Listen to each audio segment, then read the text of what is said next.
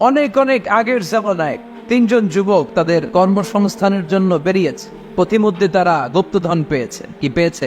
4টা স্বর্ণের টুকরা পেয়ে তো মহা খুশি। আমরা বেঁচে গেলাম, আমরা ধনী হয়ে গেলাম, আর জীবনে আমাদের দুঃখ নাই, কষ্ট নাই। এবার মানুষ তিনজন, স্বর্ণের টুকরা 4টা, একটু ঝামেলা হয়ে গেল না? 4 জনে 4টা পেলে ভালো হইতো না? মানুষ কয়জন? স্বর্ণের টুকরা কয়টা? 4টা। এবার তারা বলতে লাগলো আমাদের প্রচন্ড ক্ষুধা পেয়েছে। একজনকে বললো তুই বাজারে যা, বাজার থেকে রুটি কিনে নিয়ে আয়।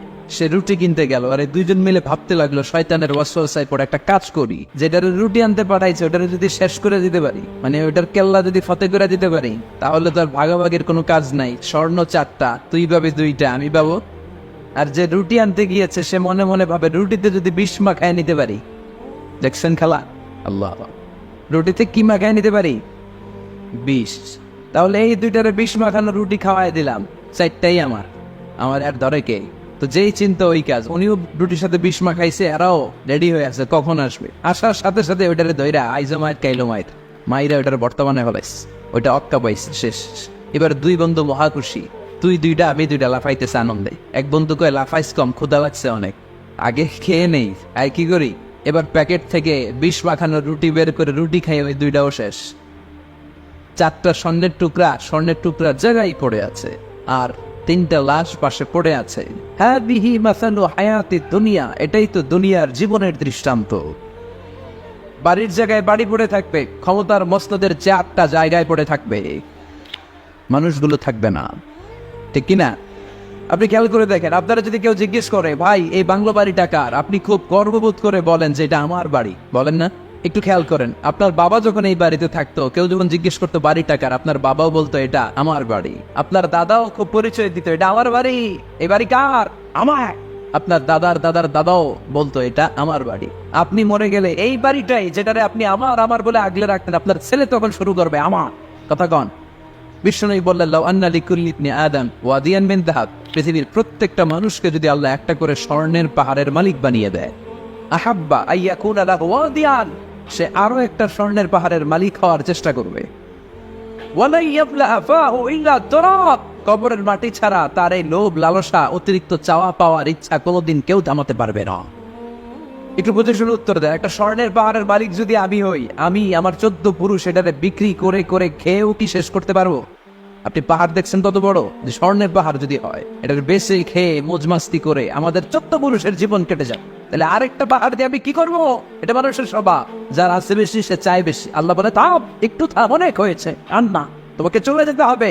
এই পাগলামির মায়া জালে আর পড়ে থেকো না, ঘুমন্ত বিবেকটাকে জাগাও, আখেরাতের সামানা তৈরি করো। চিল্লায় বলেন ঠিক কিনা? এই কবর জিয়ারত তোমাকে করতে হবে। কবর হলো এমন জায়গা, এটা হলো মরণের পরে আখিরাতের প্রথম ধাপ। বিষ্ণু বললেন এই ধাপটা যদি সহজ হয়, আখিরাতের বাকি ধাপগুলোরে সহজ করে দিবে কে?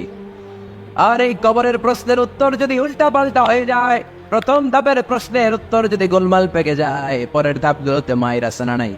বিষ্ণু বললেন মুমিনদের জন্য এই কবরে প্রশ্ন থাকবে কয়টা? 4টা। যারা ইসলাম বিরোধী, যারা কাফের, যারা মুশরিক, যারা বামপন্থী, তাদের থাকবে 3টা। মুমিনদের জন্য 4টা। মুমিনদের প্রথম প্রশ্ন, হু ইজ ইউর লর্ড? মার রব্বুক, তোর রবের নাম কি? চিল্লায় বলেন আমাদের রবকে। প্রথম প্রশ্ন করা হবে মার রব্বুক, তোর রবের নাম কি? চিল্লায় বলেন আমাদের রবকে। দ্বিতীয় প্রশ্ন আমাদিন, তোর ধর্মের নাম কি? আমাদের ধর্মের নাম কি? বিশ্বনবীর চেহারা দেখিয়ে বলা হবে তারিফু মান হাযার রাজুল, এই লোকটারে চিনো কিনা? আমরা বলবো চিনি, উনি আমাদের পেয়ারা নবী, ঠিক কিনা? আমরা বিশ্বনবীর চেহারা দেখা মাত্রই চিনে যাব, ঠিক কিনা? আমরা বলবো এই লোককে চিনি, মানি উনি ছিল আমাদের জান, আমাদের প্রাণ, আমাদের কলিজা। এই নবীর জন্য আমরা সব করতে রাজি। এই নবীর সম্মান আর ইজ্জত বাঁচাতে আমরা দেহের তাজা রক্ত ঢালতে রাজি। এই নবী আমাদের সব। এই নবীর সুপারিশ ছাড়া আমি জান্নাতে যেতে পারবো না। এই নবীর আমরা চিনি, মানি উনি তো আমাদের পেয়ারা নবী। এই 3টা প্রশ্নের উত্তর যখন পেরে যাবেন আপনারা ইনশাআল্লাহ, চতুর্থ একটা প্রশ্ন, ওমা ইলমু, হোয়াটস ইউর নলেজ? তুমি কিভাবে শিখলা? তুমি কি নকল করে শিখেছো না জেনে বুঝে? আপনাকে বলতে হবে কোরআন থেকে জেনে, হাদিস থেকে মেনে মেনে আমি শিখেছি। 4টা প্রশ্নের উত্তর যখন আপনি করে ফেলবেন, ফেরেশতারা বলবে আহলান সাহলান মারহাবান বিক, খোশ আমদেদ, সুস্বাগতম, তুমি তো কপালওয়ালা। আলহামদুলিল্লাহ পড়েন।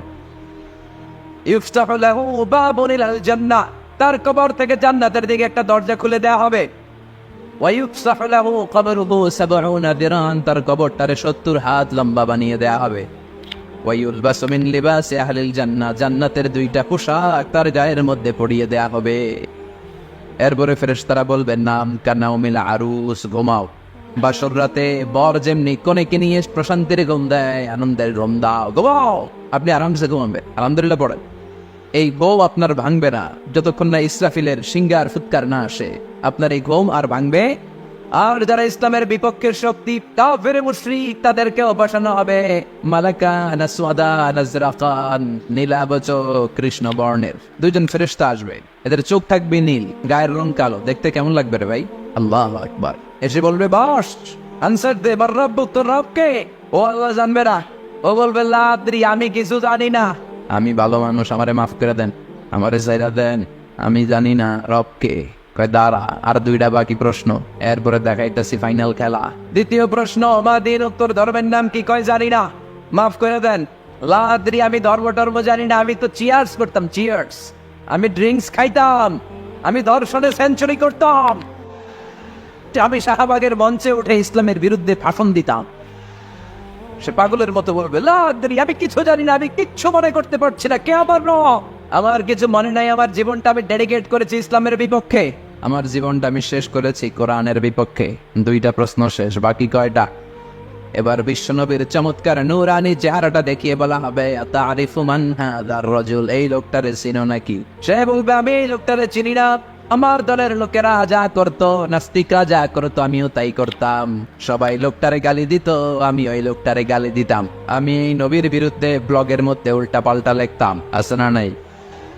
ফেরেশতারা বলবে, লা দারাইতা ওয়ালা তারাইতা, তুই তো পোড়া কপাল, তুই তো একটা প্রশ্নের উত্তর করতে পারলি না। ফায়ুতরাকু বিমাতারিকা মিন হাদিদ, লো আর এমআর দিয়ে এবার পিটিয়ে ওর গায়ের গোশতগুলো থেতলে ফেলাম।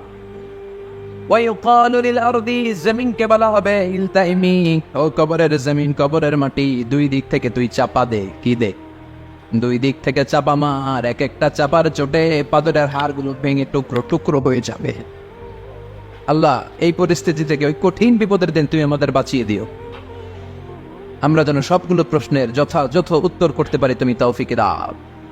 এজন্য আল্লাহ বললেন, আলহাকুমুত তাকাসুরু হাত্তা যুরতুমুল মাকাবির, তোমাদের লোভ লালসা কোনোদিন কমবে না যতদিন না তোমরা কবরের ভেতরে ঢুকো।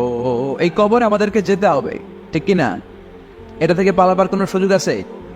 কোনোভাবে বেঁচে থাকা যাবে? এজন্য মাঝে মাঝে কবরে যাবেন। বিষ্ণু বলেছেন, নাহাইতুকুম আন জিয়ারাতিল কুবুর, একটা সময় তোমাদেরকে কবর জিয়ারত করতে নিষেধ করেছিলাম, আল আনা ফাজুরুহা ফা ইন্নাহা তুযাক্কিরুল আখিরা, তবে এখন সমস্যা নাই, এখন কবর জিয়ারত করো, কেননা কবর জিয়ারত করলে আখিরাতের কথা স্মরণ করায় দেয়। কে? মাঝে মাঝে কবরস্থানে যাবেন আর ভাববেন যে এখানে আমাকে আসতে হবে, চলে যেতে হবে আমাকে, এটা আমার আসল জায়গা। তবে মহিলারা যাবেন না, কারণ মহিলারা লাশ, কবর আর রক্ত দেখলে সহ্য করতে পারে না, তারা বিলাপ শুরু করে দেয়, আছে না নাই? কই গেল রে, আছে না নাই? চুল টানে, লাফালাফি, বিলাপ করে নারীরা। হৃদয় নরম তো, এদের হৃদয় আবার খুব নরম। এই জন্য নারীরা কবরে যাবেন না, আপনার কবরের বাইরে থেকে আপনার আপ্পার জন্য দোয়া করে ফেলবেন। পুরুষরা যাবেন, প্রায় কবরে যাবেন। কবরের চারদিকে ডিজাইন করে বড় দেয়াল, গম্বুজ, এগুলো করা যাবে না। আর কবরে পড়ে থাকা ব্যক্তির কাছে কিছু চাওয়া যাবে, চাইতে হবে কার কাছে? ইদা সাআলতা ফাসআলিল্লাহ ওয়া ইদা ইসতাআনতা ফাসতাইন বিল্লাহ, যদি চাইতে হয় কার কাছে চাও? সাহায্যের দরকার, কে সাহায্য পাঠাতে পারে? এজন্য বিপদে আপদে সবসময় কার কাছে চাবো? বিশ্বনবীর কবরের সামনে দাঁড়িয়েও কিছু চাওয়া যাবে? যাবে না, কারণ বিশ্বনবীও চাইতেন কার কাছে? বিশ্ব